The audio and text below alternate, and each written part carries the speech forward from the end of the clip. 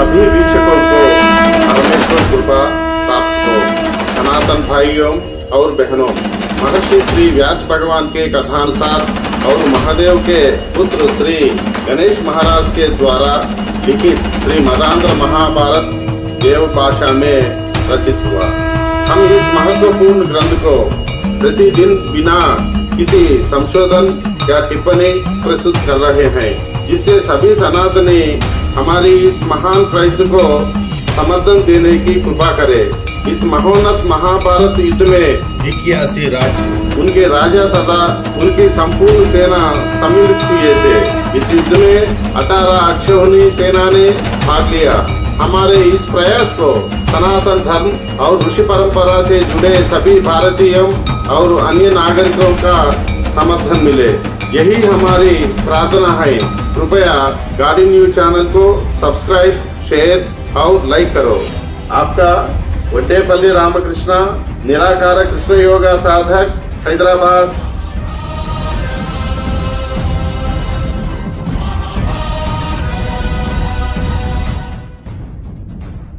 कई वर्ष पहले भारत के कुलपिता नैमिषारण्य में महर्षि शौनक और अन्य ऋषियों ने 12 वर्षों तक चलने वाला सत्र नामक महायज्ञ किया था। यज्ञ की समाप्ति के बाद रोमहर्षण के पुत्र उग्रश्रवसा, जिन्हें सुतुदा के नाम से भी जाना जाता था, नैमिषारण्य पहुँचे। उनके आगमन से यज्ञवाटिका में एक नई ऊर्जा आई, क्योंकि वे पुराणों के गूढ़ रहस्यों को समझने और धार्मिक समस्याओं का समाधान करने में अत्यधिक निपुण थे। ऋषियों ने सुतुदा का सादर स्वागत किया और उनके ज्ञान का लाभ उठाने के लिए उनके चारों ओर एकत्र हो गए। एक तपस्वी ने उनसे प्रश्न किया, सुत मुनि, हम आपके आगमन की प्रतीक्षा कर रहे थे, आपको आने में इतनी देर क्यों लगी? क्या आपको हमारा निमंत्रण नहीं मिला? सुतुदा ने उत्तर दिया, महर्षि, आपका निमंत्रण मुझे प्राप्त हुआ था, इसमें कोई संदेह नहीं, लेकिन पहले मुझे जन्मेजय महाराज द्वारा आयोजित सर्पयज्ञ में बुलाया गया था और उसी कारण मुझे देरी हुई। यह सुनकर उग्रश्रवसा चकित हो गए और बोले, हमने सुना है कि जन्मेजय बहुत धर्मात्मा और पांडव कुल के सदस्य थे। जब उनके पास सत्ययज्ञ, राजसूय और अश्वमेध जैसे यज्ञ करने के अवसर थे, तो उन्होंने सर्पयज्ञ क्यों किया? क्या बिना किसी ठोस कारण के कोई समझदार व्यक्ति ऐसा कर सकता है? इस पर सुतुदा ने उत्तर दिया, इस यज्ञ का कारण स्पष्ट है। जन्मेजय के पिता महाराज परीक्षित पन्नगा के राजा तक्षक के कारण मारे गए थे। उस समय जन्मेजय एक बालक थे और इस घटना की पूरी जानकारी उन्हें नहीं थी। बाद में उडनकुड़ा नामक एक ब्राह्मण ने उन्हें उकसाया और इस यज्ञ को करने के लिए प्रेरित किया। ऋषियों ने जिज्ञासावश पूछा, यह उडनकुड़ा कौन था और उसने ऐसा क्यों किया? इस पर सुतुदा ने अपनी कथा को आगे बढ़ाया।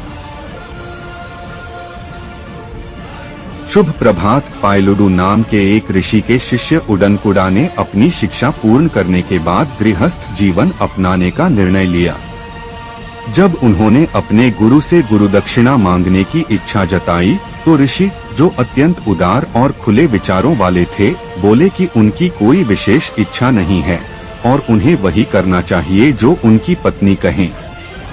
उडनकुड़ा ने अपने गुरु के चरण स्पर्श किए और उनकी पत्नी के पास गया। गुरु पत्नी बहुत प्रसन्न हुई और बोली, बेटा, मैं चौथे दिन एक अनुष्ठान करना चाहती हूँ और इसके लिए मुझे एक विशेष वस्तु की आवश्यकता है। पास के राज्य में पौष्यु नामक एक महान राजा हैं, जिनकी पत्नी महापतिव्रता हैं। उनके कानों पर अद्भुत और दिव्य कुंडल हैं। यदि तुम जाकर वे कुंडल ले आओ, तो मैं उन्हें पहनकर अपना व्रत पूरा कर सकूंगी। गुरुपत्नी की आज्ञा सुनकर उडनकुड़ा तुरंत राजा पौष्यु के दरबार में पहुंचे और उनकी अनुमति से रानी के कक्ष में गए। पौष्यु की पत्नी, जो योगिनी और महान विदुषी थीं, उनकी भक्ति और श्रद्धा से प्रभावित होकर सहर्ष अपने कुंडल देने को तैयार हो गईं। लेकिन उन्होंने चेतावनी दी, बेटा, नागराज तक्षक लंबे समय से इन कुंडलों को चुराने की फिराक में है, इसलिए इन्हें बहुत सावधानी से ले जाना। उडनकुड़ा ने आत्मविश्वास से कहा कि तक्षक उसका कुछ भी नहीं बिगाड़ सकता और उसे इस बात की चिंता नहीं करनी चाहिए। इसके बाद वह कुंडल लेकर अपने गुरुकुल की ओर लौट चला। तक्षक ने कुंडलम को फेंक दिया। रास्ते में उडनकुड़ा को एक दिगंबर साधु मिले जो रहस्यमय ढंग से प्रकट होते और फिर अचानक गायब हो जाते। उडनकुड़ा को लगा कि साधु उसका पीछा कर रहे हैं, लेकिन वह अनजान बना रहा और अपने रास्ते पर चलता रहा। कुछ समय बाद वह एक तालाब के पास पहुंचा। वहां उसने कुंडलों को तालाब के किनारे एक साफ जगह पर रखा और स्वयं को ताजगी देने के लिए जल में प्रवेश किया। उसी क्षण वह दिगंबर साधु अचानक प्रकट हुआ, कुंडल उठाए और तेजी से भाग गया। उडनकुड़ा ने यह देखकर तुरंत उसका पीछा किया, लेकिन जैसे ही वह साधु उसके सामने आया, उसने अपने असली रूप का खुलासा किया। वह नागराज तक्षक था। तक्षक ने अपनी माया से स्वयं को नागलोक ले जाने के लिए एक मार्ग बनाया और उसमें समा गया। उडनकुड़ा भी हिम्मत नहीं हारा और उसी मार्ग से नागलोक में प्रवेश कर गया, लेकिन वहां पहुंचते ही तक्षक कहीं नजर नहीं आया। उसने चारों ओर देखा पर कुंडल का कोई पता नहीं चला। तब उसने सभी नागवंशीय सर्पों से प्रार्थना की कि वे उसकी सहायता करें और उसे उसका अधिकार वापस दिलाने में सहायता करें। उडनकृत नाग प्रधाना, यह विशाल और भारी पृथ्वी जो अनेक जंगलों, पहाड़ों, नदियों और समुद्रों से भरी हुई है, उसे अपने कंधों पर सहन करना अत्यंत कठिन है। लेकिन श्रीमन्नारायण जो ब्रह्मा के भगवान हैं और क्षीर सागर में योग निद्रा में रहते हैं, इसे सहजता से धारण करते हैं। वे अनंत हैं, दुष्टों का नाश करने वाले हैं और उनकी शक्ति अविचल है। मैं उस महान आदिशेष से प्रार्थना करता हूँ कि वे मुझ पर प्रसन्न हों, जो नाग जाति को अपनी तपस्या से देवताओं के किसी भी संकट से बचाते हैं, जिनके चरणों की आभा देवताओं के मुकुटों में जड़े रत्नों की चमक से झलकती है, जो महान हैं और स्वयं भगवान के परम आभूषण हैं, वह वासुकी मुझ पर कृपा करें। ऐरावत और अन्य नागश्रेष्ठ जो देवताओं और मनुष्यों के लोकों के आधार स्तंभ हैं, जिनकी शक्ति और शौर्य अद्वितीय है, जिनकी अग्नि और सूर्य को भी पराजित करने वाली विषज्वाला विकराल रूप में प्रज्वलित होती है, वे सभी महान नागराजाओं की शोभा बढ़ाते हैं, वे हम पर प्रसन्न हो। जो तक्षक नागराजा जो पर्वतों, गुफाओं, जंगलों और बस्तियों में गर्व से घूमते हैं, जो अपनी शक्ति में अद्वितीय हैं, जो पृथ्वी पर अपनी भुजाओं के समान अश्वसेन के साथ विचरण करते हैं, जो सांपों के राजा हैं और जो अपने नेत्रों और कानों से संसार को देखते और सुनते हैं, वे पराक्रमी तक्षक हम पर कृपा करें। इंद्र ने उडनकुना को वरदान दिया। सभी नागों से प्रार्थना करने के बाद भी जब उडनको को कुंडल नहीं मिले और तक्षक नाग भी प्रकट नहीं हुआ, तो वह निराश होकर उठा। तभी उसके सामने एक विचित्र दृश्य प्रकट हुआ। दो महिलाएं एक ही करघे पर काले और सफेद। संपत्ति का इतिहास ऋषियों ने उग्रश्रवासा से पूछा। उसने स्वयं को करंजनमुदा नामक आस्तिक बताया, जिसने नागसूया को रोका था। यह कौन है और उसके पास जादू को रोकने की शक्ति कैसे थी? हमें असली आस्तिक की कहानी बताओ। इस पर रामहर्षणी ने उत्तर दिया, आपने जो पूछा है वह सबसे श्रेष्ठ, सबसे हानिकारक और सबसे अहानिकर विषय है। ध्यानपूर्वक सुनो। जब नाग जाति माता के श्राप से नष्ट होने की कगार पर थी, तो वासुकी जैसे नागों के नेता चिंता में पड़ गए कि इसे पुनर्जीवित कैसे किया जाए। उन्होंने ब्रह्मा से शरण ली। तब ब्रह्मा ने कहा, वासुकी, तुम जैसे दिव्य गुणों वाले नागों को कोई हानि नहीं होगी, परंतु तुम्हारी जाति अपने अहंकार के कारण सृष्टि के लिए खतरा बन गई है, इसलिए इसका अंत सुनिश्चित है। किंतु संपूर्ण जाति नष्ट नहीं होगी। तुम्हारी बहन का एक पुत्र जन्म लेगा, जो इस संकट से नागवंश को बचाएगा। समय आने पर वह यज्ञ करके तुम्हारी जाति की रक्षा करेगा। यह सुनकर वासुकी ने अपनी बहन की अत्यंत सावधानी से रक्षा करनी शुरू कर दी। उसी समय जरत्कारु नामक एक ब्राह्मण थे, जिन्होंने ब्रह्मचर्य व्रत धारण किया था और यह मानते थे कि केवल ज्ञान प्राप्त करके ही ऋषिऋण से मुक्ति मिल सकती है। वे एक साधु थे जो ध्यान में लीन रहते थे। एक दिन उन्होंने कुछ तपस्वियों को तालाब के किनारे उल्टे लटके हुए देखा और आश्चर्यचकित होकर उनके बारे में पूछा। तब उन्होंने उत्तर दिया, हम जरत्कारु के पूर्वज हैं। उसने विवाह नहीं किया और संतान उत्पन्न नहीं की, जिसके कारण हमारी वंश परंपरा समाप्त हो रही है। बिना पत्नी और संतान के वह पितृधर्म के योग्य नहीं है।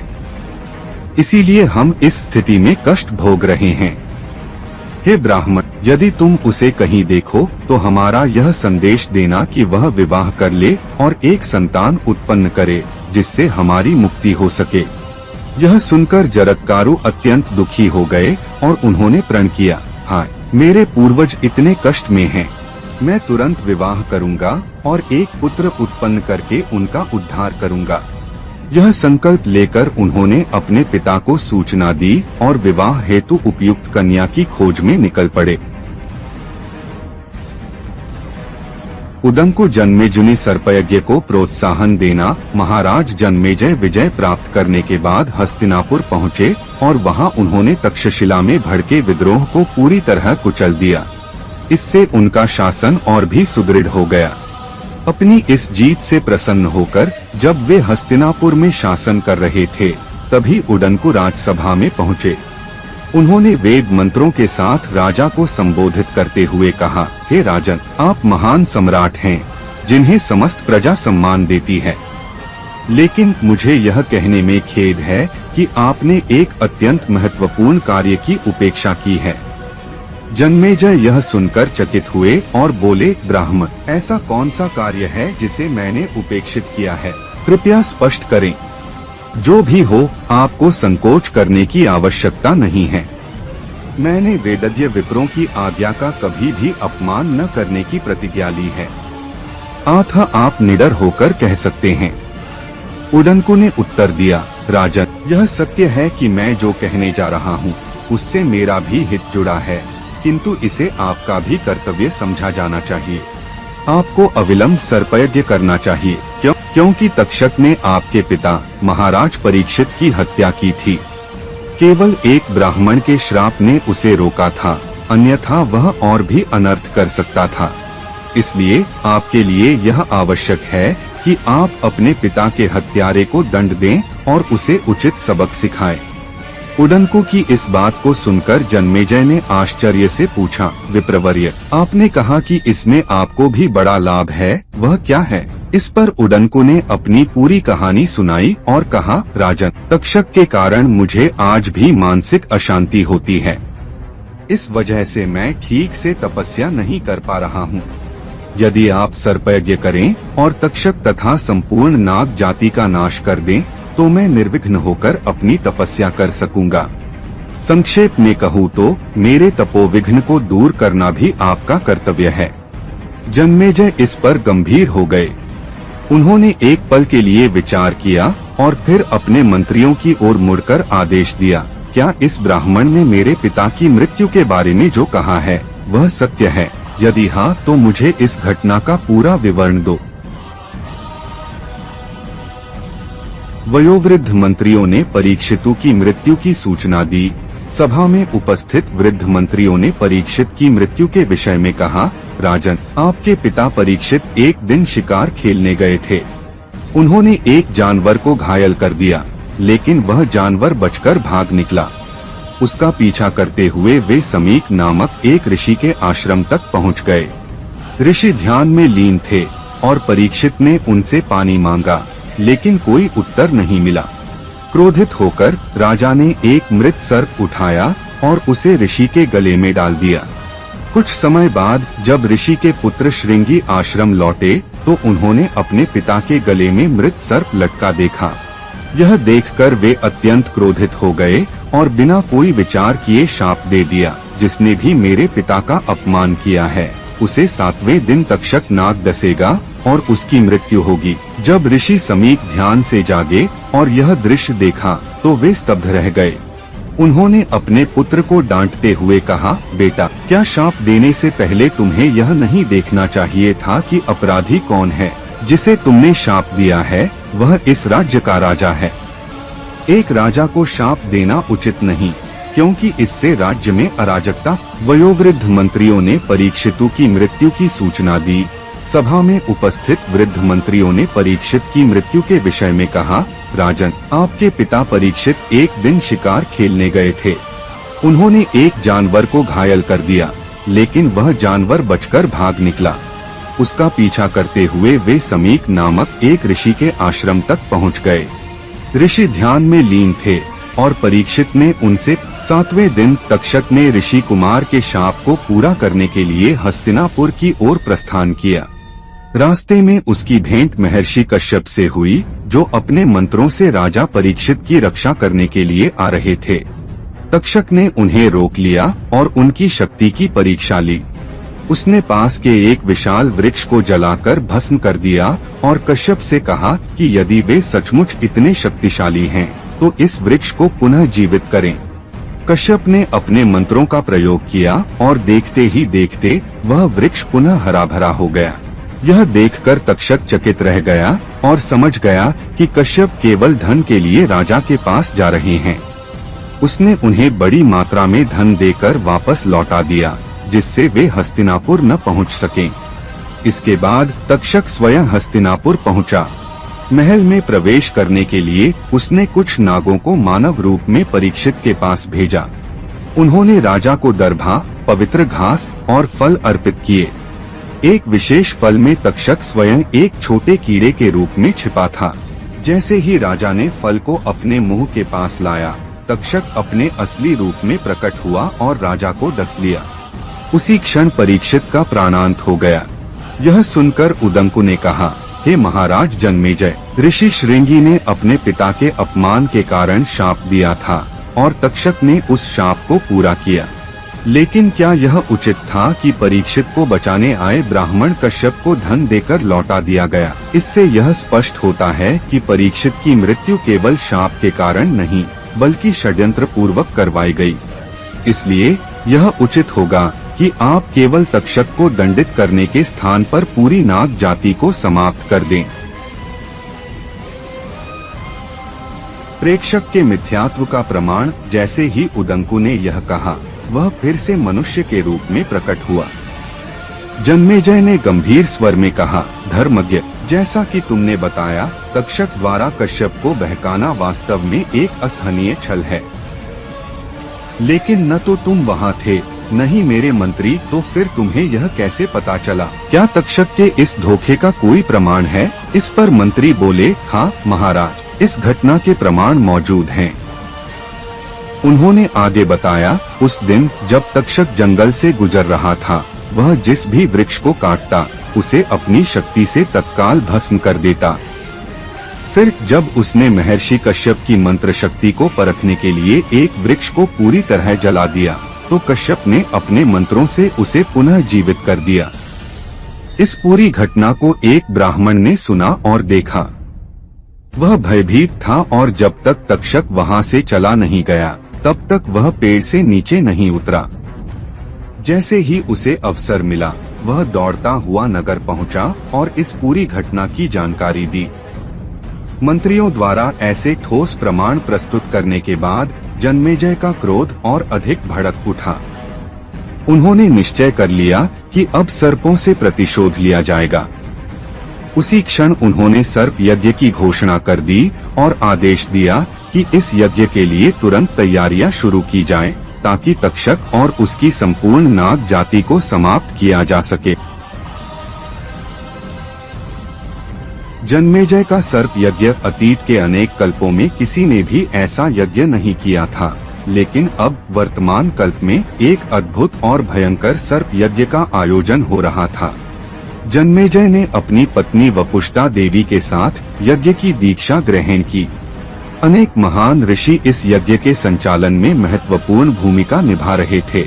च्यवन वंश के प्रसिद्ध चंड भार्गव होत बने, उत्सकुल के उद्दीपक जैमिनी उद्गाता के रूप में नियुक्त हुए, शार्यव ब्रह्मा के रूप में और पिंगल अध्वर्यु के रूप में यज्ञ का संचालन कर रहे थे। महर्षि व्यास अपने शिष्यों उद्दालक, प्रमतक, श्वेतकेतु, पिंगल, असित देवल, नारद, पर्वत, आत्रेय, कुंड, जठर, कालघट, वत्स गोत्र के वृद्ध ऋषि श्रुतश्रव, कोहल, देवशर्मा, मौदगल्य और समसौरभ जैसे अनेक महान ऋषियों के साथ सत्र में विराजमान थे। यज्ञ प्रारंभ हुआ। यज्ञ के दौरान काले वस्त्र धारण किए हुए याजकों की लाल आंखें हवन की धूम्र लपटों से भयानक वातावरण बना रही थीं। मंत्रोच्चारण के साथ होत जब जब स्वाहा कहकर सर्पों का आह्वान करते, तब तब आकाश से बुलाए गए नागगण आग में गिरकर जलने लगते। वे त्रस्त होकर सहायता के लिए पुकारते, फन फैलाकर बचने की कोशिश करते, लेकिन अग्नि से घिरकर तड़पते हुए नष्ट हो जाते। काले, सफेद, नीले, सुनहरे, वृद्ध, युवा, छोटे बड़े हर प्रकार के नाग अग्नि में जल रहे थे। उनकी चीखें, फुफकारें और छटपटाहट से वातावरण भयावह हो उठा था। कुछ सर्प विशालकाय हाथी के समान थे, कुछ पतले और लंबे थे, कुछ छोटे तो कुछ कई योजन तक फैले हुए थे। मंत्रों के प्रभाव से वे सब अग्नि में समर्पित हो रहे थे।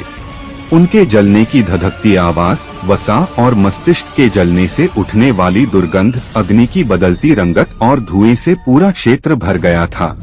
यह दृश्य अत्यंत भयावह था, जहां हर ओर केवल सर्पों की चीत्कारें, धधकती ज्वालाएं और भयंकर धुएं की गंध फैली हुई थी।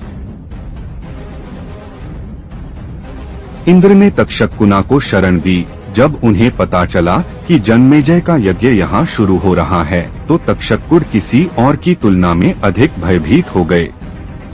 जैसे ही उसे इसके बारे में पता चला, वह सभी देवताओं के देवता इंद्रा की ओर मुड़ गया। उसने मुझसे कहा कि मैं किसी भी तरह उसकी रक्षा करूं। इंद्र ने भी सोचा, हालांकि इस यज्ञ के बारे में विधाता ने पहले भी एक बात कही है। शेषु, वासुकी आदि दिव्य नागों तथा अन्य नागों को हानि नहीं होती। उसे याद करके देवेंद्र ने तक्षक को आश्रय दिया। हालांकि डर दूर नहीं हुआ। उसने खुद को लपेट लिया और अमरेंद्र के बगल में लेट गया। नागों को श्राप दो। सूत जी की बात सुनकर ऋषियों ने पूछा, इतने पराक्रमी और शक्तिशाली नाग भयानक अग्नि में क्यों जल गए? सूत जी ने बताया कि आदि युग में महर्षि कश्यप ने संतान प्राप्ति के लिए कामेष्ठी यज्ञ किया। उनकी पत्नियां कद्रु और विंता वर्षों तक उनकी सेवा करती रहीं। जब कश्यप ने उन्हें वरदान मांगने को कहा, तो कद्रु ने 1000 बलशाली और बुद्धिमान पुत्र मांगे, जबकि विंता ने केवल 2 ऐसे पुत्रों की कामना की जो कद्रु के पुत्रों से भी अधिक शक्तिशाली हों। कश्यप ने उन्हें आशीर्वाद दिया और गर्भ की सावधानी पूर्वक रक्षा करने को कहा। समय बीतने पर कद्रु ने शेष, वासुकी, तक्षक, करकोटक आदि नागराजों को जन्म दिया, लेकिन विंता के अंडों से अब तक संतान नहीं निकली थी। अधीर होकर उसने एक अंडा फोड़ दिया, जिससे एक अपूर्ण विकसित पुत्र निकला, जो बिना पैरों वाला था। क्रोधित होकर उसने अपनी माँ को शाप दिया, तुम्हें अपनी सौतेली बहन की दासी बनकर रहना होगा, परंतु अपने दूसरे अंडे की रक्षा करना, क्योंकि उससे उत्पन्न पुत्र तुम्हें इस दास्ता से मुक्त करेगा। इतना कहकर वह सूर्य देव का सेनापति बनकर चला गया। कुछ समय बाद जब देवताओं और असुरों ने अमृत प्राप्ति के लिए क्षीरसागर का मंथन किया, तो वासुकी नाग को रस्सी बनाकर मंदराचल पर्वत से समुद्र को मथा गया। इस दौरान महाविष उत्पन्न हुआ, जिसे भगवान शिव ने अपने कंठ में धारण कर लिया। इसके बाद चंद्रमा, लक्ष्मी, उच्चाश्रवा, ऐरावत, कामधेनु आदि उत्पन्न हुए और अंततः अमृत निकला। असुरों ने अमृत कलश चुरा लिया, लेकिन भगवान विष्णु ने मोहिनी रूप धारण करके उन्हें मोहित किया और सारा अमृत देवताओं को पिला दिया। क्रोधित असुरों ने युद्ध किया, लेकिन श्रीहरि की सहायता से देवताओं ने उन्हें पराजित कर दिया। बचा हुआ अमृत कलश इंद्र के संरक्षण में सुरक्षित रख दिया गया। इधर एक दिन कद्रु और विंता समुद्र तट पर घूमने गईं। उन्होंने दूर से उच्चाश्रवा घोड़े को देखा। कद्रु ने कहा, इसकी पूंछ काली है, जबकि विंता ने कहा, नहीं, यह पूरी तरह सफेद है।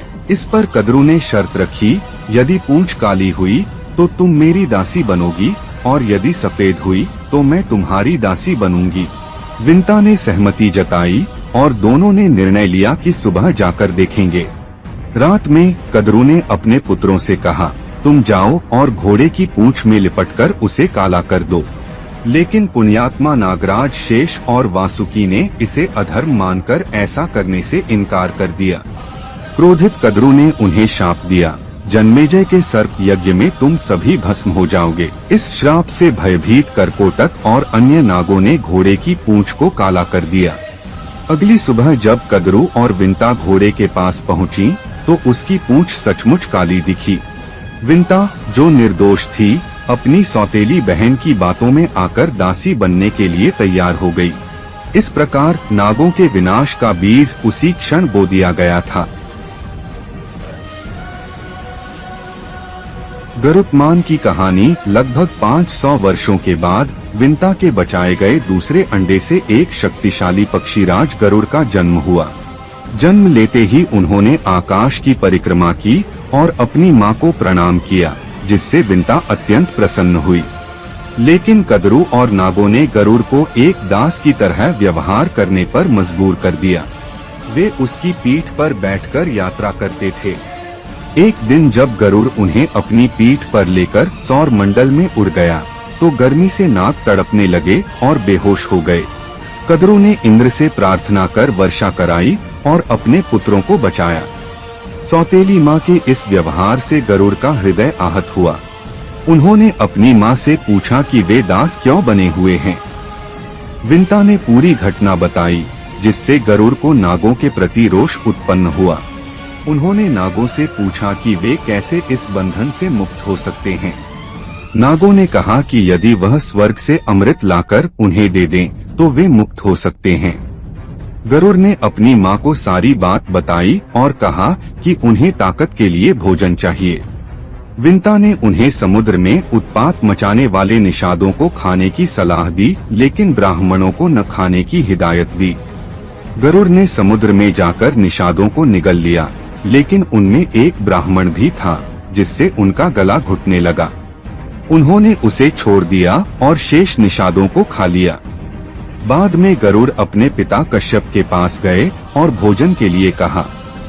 कश्यप ने उन्हें गजगछप, हाथी और कछुए को खाने की सलाह दी, जो पूर्व जन्म के भाई थे और आपस में शत्रुता रखते थे। गरुड़ ने उन्हें पकड़ लिया और खाने के लिए जगह खोजने लगे। राहु नामक एक विशाल वृक्ष ने उन्हें अपनी शाखा पर बैठने को कहा, लेकिन गरुड़ की ताकत से शाखा टूट गई। उन्होंने देखा कि कई तपस्वी उस शाखा से लटके हुए थे, इसलिए गरुड़ ने शाखा को गिरने से बचाते हुए सुरक्षित स्थान पर रख दिया और तब गजगछप को खाया। इसके बाद वे स्वर्ग में अमृत लाने के लिए चले गए।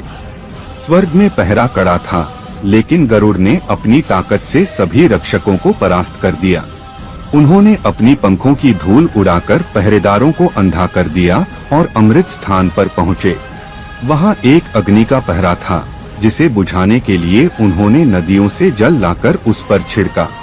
फिर उन्होंने पहरेदारी करने वाले 2 विशाल नागों को पंखों की धूल से अंधा किया और अमृत कलश उठा लिया। भगवान विष्णु गरुड़ की इस निस्वार्थता से प्रभावित हुए, क्योंकि उन्होंने स्वयं अमृत का एक बूंद भी नहीं पिया था। श्रीहरि ने उन्हें वरदान दिया कि वे बिना अमृत पिए ही अमर हो जाएंगे और सदा उनके सानिध्य में रहेंगे। उन्होंने गरुड़ को अपना वाहन बनाने का भी आशीर्वाद दिया। इस बीच इंद्र ने गरुड़ पर वज्र का प्रहार किया, लेकिन गरुड़ ने मुस्कुराते हुए कहा कि वे इसका सम्मान करते हैं और इसे उनकी ताकत की परीक्षा मानते हैं।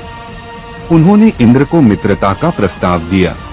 इंद्र ने उनसे अमृत न देने की विनती की, लेकिन गरुड़ ने कहा कि यह उनकी माता की मुक्ति के लिए आवश्यक है। गरुड़ ने अमृत नागों को सौंप दिया और कहा कि वे पहले स्नान करके इसे ग्रहण करें। नागों ने अमृत कलश को कुशा, दर्भा, घास पर रखा और स्नान करने चले गए। उसी समय इंद्र अमृत कलश उठाकर स्वर्ग ले गए। नाग जब लौटे तो उन्होंने निराश होकर दर्भा घास को चाट लिया, जिससे उनकी जीभ 2 भागों में बंट गई और वे द्विभाषी 2 जीभ वाले हो गए। इसी कारण आज भी नागों की जीभ 2 भागों में बंटी होती है। जो भी इस सुपर्ण कथा को सुनता है, उसे धन, सुख और पापों से मुक्ति मिलती है। नागराक्षसों के कष्ट दूर होते हैं और उसे मोक्ष की प्राप्ति होती है।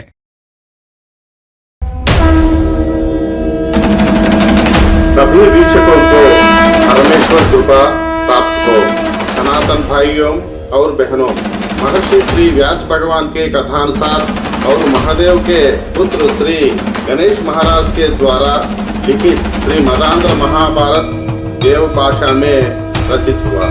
हम इस महत्वपूर्ण ग्रंथ को प्रतिदिन बिना किसी संशोधन या टिप्पणी प्रस्तुत कर रहे हैं, जिससे सभी सनातनी हमारी इस महान प्रयत्न को समर्थन देने की कृपा करे।